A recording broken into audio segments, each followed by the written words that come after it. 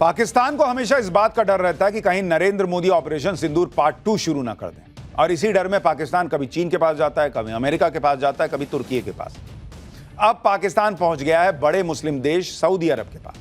पाकिस्तान ने सऊदी अरब के साथ जो डील की है, क्या वो पाकिस्तान को ऑपरेशन सिंदूर पार्ट 2 की मार से बचा पाएगी, यह आपको बताऊंगा। लेकिन पहले आपको बताता हूं कि नरेंद्र मोदी के नए भारत से पाकिस्तान क्यों इतना डरा हुआ है।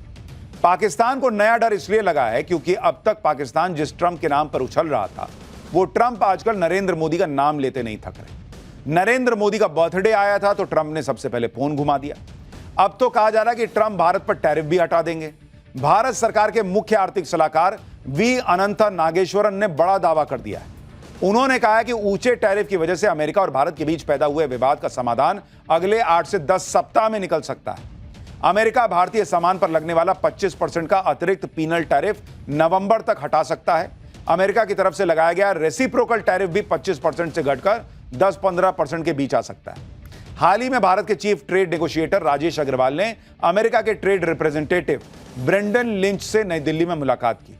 भारत पर अमेरिका के अतिरिक्त टैरिफ लगाने के ऐलान के बाद यह दोनों देशों के बीच पहली आमने सामने की बातचीत थी। यानी केंद्र सरकार के मुख्य आर्थिक सलाहकार का यह बयान आना सीधा सीधा यह हिंट है कि ट्रंप जो है भैया बैकफुट पे जा रहे हैं, और ट्रंप ने भी इसका हिंट दे दिया खुले में। सुनिए ट्रंप ने क्या कहा है। I'm very close to India. I'm very close to the Prime Minister of India. I spoke to him the other day, wished him a happy birthday. We have a very good relationship. He put out a beautiful statement too. We have. यानी Trump दुनिया के सामने फिर ये कहते हुए चले जा रहे हैं कि भाई मेरे तो सबसे अच्छे दोस्त मोदी हैं, मैं तो भारत से बहुत प्यार करता हूं। ट्रंप की तरफ से मैसेज क्लियर है कि अमेरिका भारत से झगड़ कर नहीं रह सकता। भारत से झगड़ा करना अमेरिका के लिए पैरों पर कुल्हाड़ी मारने जैसा, इसलिए ट्रंप अब अपनी गलती सुधार रहे हैं।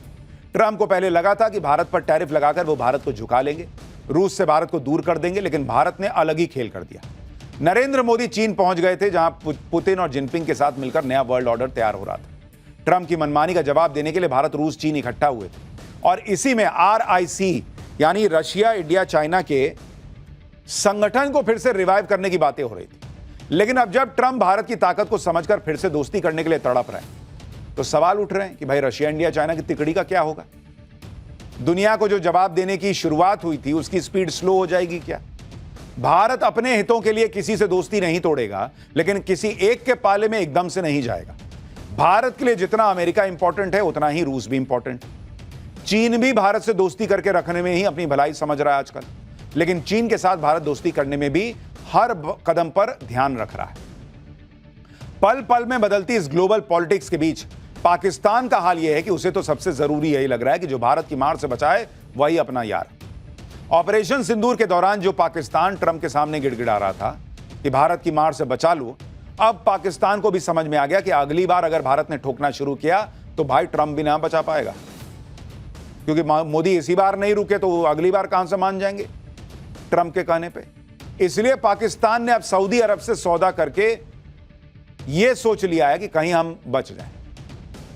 भाई सौदा क्या किया कि भले ही हमारे न्यूक्लियर हथियार ले लो, मगर भारत की मार से बचा लेना। पाकिस्तान और सऊदी अरब के बीच एक डिफेंस डील हुई, जिसे दोनों देशों के बीच नेटो जैसा समझौता बताया जा रहा है, जिसे डन करने के लिए पाकिस्तानी प्रधानमंत्री शहबाज शरीफ सऊदी अरब पहुंचे हुए थे। सऊदी क्राउन प्रिंस मोहम्मद बिन सलमान और शहबाज के बीच इस डील पर साइन करने की खबरें हैं। जिस वक्त इस डील पर साइन हो रहे थे तब पाकिस्तान का सेना प्रमुख असीम मुनीर भी वहीं मौजूद था। इसके अलावा उप प्रधानमंत्री इशाक डार, रक्षा मंत्री ख्वाजा आसिफ, वित्त मंत्री मोहम्मद औरंगजेब भी सऊदी अरब में डेरा जमाए हुए हैं। इस समझौते को स्ट्रैटेजिक म्यूचुअल डिफेंस एग्रीमेंट कहा जा रहा है। वैसे कहने को तो इस समझौते के तहत सऊदी अरब और पाकिस्तान आपस में मिलिट्री सहयोग करेंगे, लेकिन इस समझौते में 2 पॉइंट सबसे महत्वपूर्ण है। पहला पॉइंट, एक देश पर हमला दूसरे देश पर हमला माना जाएगा। यानी अगर पाकिस्तान पर कोई हमला होगा तो सऊदी अरब मानेगा कि सऊदी अरब पे हमला हो गया और वो साथ देगा। ऐसे ही अगर सऊदी अरब पे हमला हुआ तो पाकिस्तान साथ देगा। दूसरा पॉइंट यह है कि इस डील में पाकिस्तान के परमाणु हथियार भी शामिल हैं, यानी पाकिस्तान सऊदी अरब की परमाणु हथियारों से भी मदद करेगा। पाकिस्तान ने सऊदी अरब से यह डील क्यों की, यह सबको पता है। ऑपरेशन सिंदूर के बाद भारत ने एक बड़ा फैसला लिया था। साफ कर दिया था कि अगर सीमा पार से आतंकी हमला होता है तो इसे युद्ध माना जाएगा और ऑपरेशन सिंदूर पार्ट 2 शुरू होगा। पाकिस्तान को डर सता रहा है कि पता नहीं कब भारत ऑपरेशन सिंदूर पार्ट 2 शुरू कर दे और पाकिस्तान में बैठे आतंकियों की कब्र खुद जाए। इसी खौफ में जी रहे पाकिस्तान ने अब सऊदी अरब से डील कर ली कि भाई मेरे को मारेगा तो तुम आओगे ना। इस डील को करके शहबाज शरीफ और असीम मुनीर को लग रहा है कि उन्होंने भारत के खिलाफ पता नहीं कितना बड़ा तीर मार लिया। वो सोच रहा है कि अब भारत पाकिस्तान को नहीं ठोक पाएगा, क्योंकि अगर भारत ने ऑपरेशन सिंदूर पार्ट 2 किया तो सऊदी अरब मदद के लिए आएगा। लेकिन एक्सपर्ट्स कह रहे हैं कि दोनों देशों के बीच समझौता इस बात पर हुआ है कि एक देश पर हुआ हमला दूसरे देश पर हमला माना जाएगा। इस बात पर कोई समझौता नहीं हुआ है कि पाकिस्तान में मौजूद आतंकी अड्डों पर हमले को सऊदी अरब पर हमला माना जाएगा। और भारत पाकिस्तान के खिलाफ नहीं बल्कि पाकिस्तान प्रायोजित आतंकवाद के खिलाफ जंग लड़ रहा है। ऑपरेशन सिंदूर के दौरान भी भारत ने पाकिस्तान के आतंकी अड्डों को ही निशाना बनाकर हमले किए थे। इसलिए भारत जब चाहे पाकिस्तान में आतंकी अड्डों पर ऑपरेशन सिंदूर पार्ट 2 लॉन्च कर सकता है, क्योंकि आतंकवाद के खिलाफ जंग में तो सऊदी अरब भारत का मजबूत साझेदार है। और अगर सऊदी अरब साथ दे भी दिया तो यह नया भारत है बॉस, अपना काम करना है तो करना है। भाई ऑपरेशन सिंदूर में चाइना ने साथ दिया, हथियार दिए, तो क्या भारत ने नहीं ठोका पाकिस्तान को?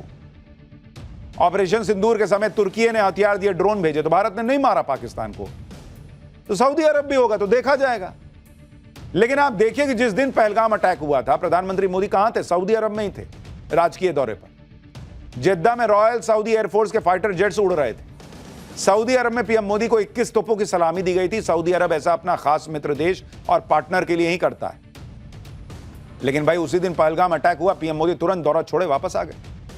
इसके बाद सऊदी अरब के क्राउन प्रिंस मोहम्मद बिन सलमान ने पहलगाम हमले की निंदा की थी और आतंकवाद के खिलाफ लड़ाई में भारत को हर तरह से मदद की पेशकश की थी। तो पाकिस्तान हाथ पर मार रहा, मारने दीजिए। सऊदी अरब ने भी पाकिस्तान के साथ सैन्य समझौते को किसी देश के खिलाफ नहीं बताया है, लेकिन पाकिस्तान जैसे मक्कार देश की साजिश से भारत सतर्क है। भारत के विदेश मंत्रालय के प्रवक्ता रणधीर जायसवाल ने कहा है कि भारत सरकार को सऊदी अरब और पाकिस्तान के बीच ऐसे समझौते की पहले से जानकारी थी। हम अपनी राष्ट्रीय सुरक्षा के साथ साथ क्षेत्रीय और वैश्विक स्थिरता पर इस घटनाक्रम के प्रभावों का अध्ययन करेंगे।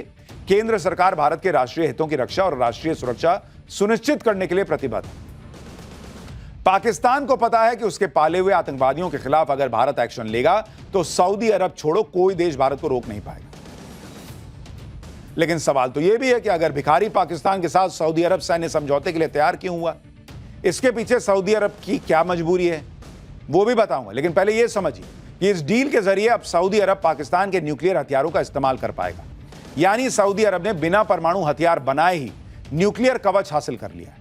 एक्सपर्ट्स के मुताबिक 1970 के दशक में पाकिस्तान के गुप्त न्यूक्लियर प्रोग्राम को सऊदी अरब ने फंड भी किया था और शर्त यह थी कि सऊदी अरब को कभी खतरा हुआ तो पाकिस्तान उसे न्यूक्लियर हथियार देगा। लेकिन आप सोचिए कैसा भिखारी देश है पाकिस्तान कि अपने हथियार भी किराए पे चढ़ा दे रहा है। पाकिस्तान के साथ डील करके सऊदी अरब ने भिखारी पाकिस्तान के न्यूक्लियर हथियारों तक अपनी पहुंच बना ली।